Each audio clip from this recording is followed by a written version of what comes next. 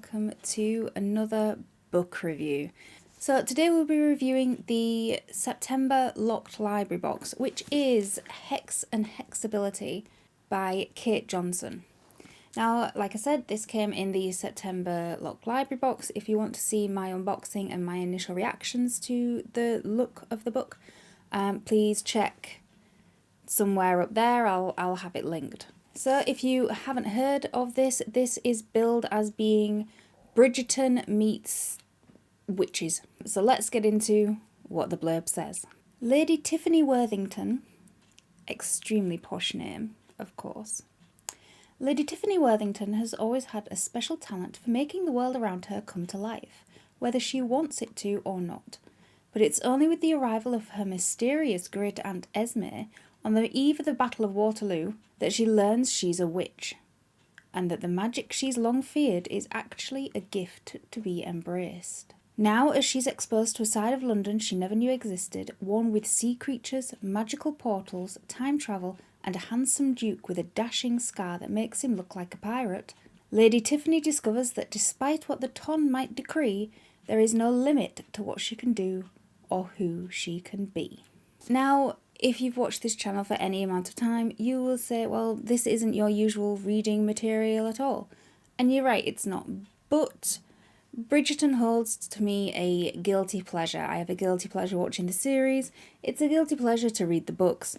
And this came in a book box. I think if I'd seen it in a bookshop, I probably wouldn't have picked it up because it doesn't seem like the kind of thing that I would enjoy. And at first I was right. I couldn't get into it. It's just too fluffy for my liking. I really wasn't in the mood for romance. When I picked this up, but I have to start reading some of the books that I'm getting in book boxes because they are piling up now. And I don't want to stop getting the book boxes, so I've got to start reading through the backlog that I've got to see whether I like it or whether I don't. If I don't, it gets sold. It doesn't stay. That's a new thing this year. If I don't like a book and I have it on my shelf, it does not belong on my shelf if I don't like it, and I will never read it again. So it gets sold. I have a page on eBay full of books because I did toy with putting it back on the shelf and trying to read something else, but I buckled down because it is pretty, and it was coming into October when I picked this up, and it's right at the edge of the season. I knew it wasn't a horror. I knew it wasn't even close. But to slide me into the season, I thought, something cute, something fluffy, I might as well see what it's like. But I'm glad I picked it up because I really enjoyed reading it. It surprised me how much I enjoyed reading it. It is cute, it is fluffy. The marketing did not lie when it said that this book is Bridgerton crossed with witches. It really didn't lie. It is young adult, so it didn't lie to me on that factor either, which sometimes books do, and I find that really, really galling. But no, I knew exactly what this was going into it, which probably helped quite a lot. Now, I just wish we had more of the witches element and less of the Bridgerton theme. Now, of course, being the Bridgerton themed kind of thing, the romance between Tiffany and Santiago takes centre stage throughout, which happens in the majority of these types of books. Any event is in the background to the central relationship of the main couple. And in the beginning, the romance is slow paced. It's a slow burn, and it has that pacing perfectly. It's slow enough that it's tantalising, but it's not slow enough that you're screaming, just get on with it. However, of course there's a however, because this book is not 5 stars. The second half of this book, the slow burn, is getting a little bit faster, but the overuse of the miscommunication trope, especially in the second half, just comes across as quite tedious because it's been overdone. Not just in the genre of these types of books, but in this book, it's overdone. It's overdone for no good reason that I can think of. I think one of my main problems, especially with the beginning of this book, is that I didn't like the main female character of Tiffany. I couldn't vibe with her at all. And as she is the main character and our main viewpoint, that did present me with a little bit of a problem. I found her altogether way too whiny, and for all of her being a new discovered witch and trying out her powers, she was the most boring witch we ever met. The other ones had far more going for them. But what I have to say is thank goodness for Santiago. He is a dashing pirate turned secret duke and has some of the best sarcastic one-liners in this book.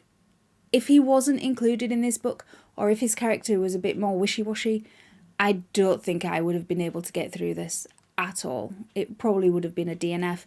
At best, it would have been maybe 2 stars, if that. Now, as with many of these books, the plot is quite straightforward. It doesn't take many risks to it. The ending is way too rushed for everything else that happens in this. So you've got like the slow burn going through it. The ending takes place about like these like 10 pages, and the build up to it is all through here, and it just seems like a lot of work for no reward. That, and there was absolutely no reason to throw time travel into this. It didn't forward the plot. It didn't have any consequences. It was just there for writing fodder, it came across as. It was just no reason. Is time travel back in at the minute? Is that why people are just chucking it back in? Is Doctor Who having a revival? I don't know. But it just seemed like it was thrown in there for no good reason and really didn't need to be there. And for something called Hex and Hexibility, there was hardly any magic. Unless you count the magic as being the romance. I don't.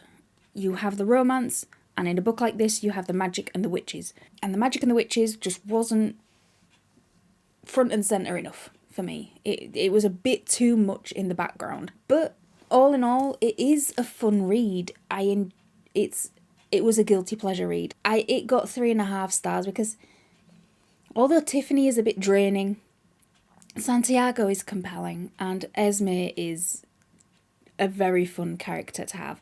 She's relegated to the sidelines, too much for my liking. The plot was a bit obvious. The characters doing what the characters do was a bit obvious, but then that is what you get with these types of books. That is why they are comfort reads.